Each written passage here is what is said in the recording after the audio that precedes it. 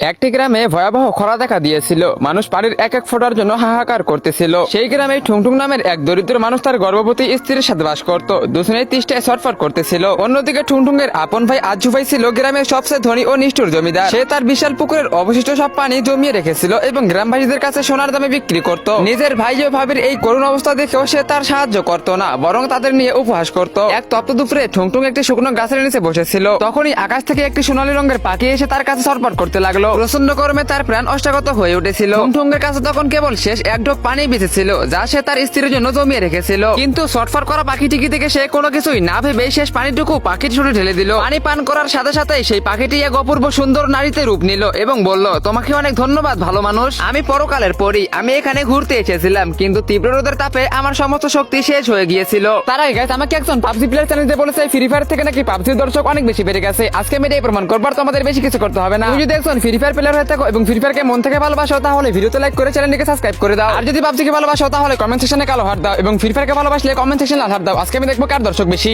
এরপর পরই তার জাদু বলে একটি সাদা রঙের শঙ্খ প্রকাশ করলো এবং বলল, তুমি নিজের চেষ্টা বিসর্জন দিয়ে আমার জীবন বাঁচিয়েছো। এই নাও আমার বিশেষ জাদুকরী শঙ্খ। এর কাছে শান্তভাবে পানি চাইবে, এটি তোমার তৃষ্ণা মিটাবে। তবে মনে রেখো, এটি কেবল প্রয়োজনে ব্যবহার করবে, কখনো লোভ করবে না। আর পানি থামানোর জন্য বলবে, শঙ্খ এবার থামো, শান্ত হও। এতটুকু বলেই পরি সেখান থেকে অদৃশ্য হয়ে গেল। এরপর ঠুংঠুং ভয়ে ভয়ে শঙ্খটিকে বলল, শঙ্খ একটু পানি দাও। সাথে সাথে শঙ্খের মুখ থেকে পানির ফোয়ারা বইতে শুরু করলো। ঠুংঠুং অবাক হয়ে গেল। তারপর সে তৃপ্তি ভরে পানি পান করলো এবং দ্রুত তার বোতল ভরে নিল। তারপর সে শঙ্খে বলল, শঙ্খ এবার থামো, শান্ত হও। সঙ্গে সঙ্গে পানি পড়া বন্ধ হয়ে গেল। ঠুংঠুং দৌড়ে বাড়ি গিয়ে তার স্ত্রীকে পানি পান করালো। এরপর সে সেই পানি তার শুকনো ফসলের খেতে ছিটিয়ে দিল। রাতারাতি তার ক্ষেতগুলো সবুজ ও সতেজ হয়ে উঠলো। এই অলৌকিক কাণ্ড দেখে সে রাতে চুপিসারে গ্রামবাসীদের মাটির কলসিগুলো পানি দিয়ে ভরে দিতে লাগলো। তো গাইস, এরপর কি হয়েছিল তোমরা সেটা দেখতে পারবে পার্ট 2 তে। পার্ট 2 দেখতে হলে ভিডিওতে লাইক করে কমেন্ট বক্সে কমেন্ট করো, পার্ট 2 চাই।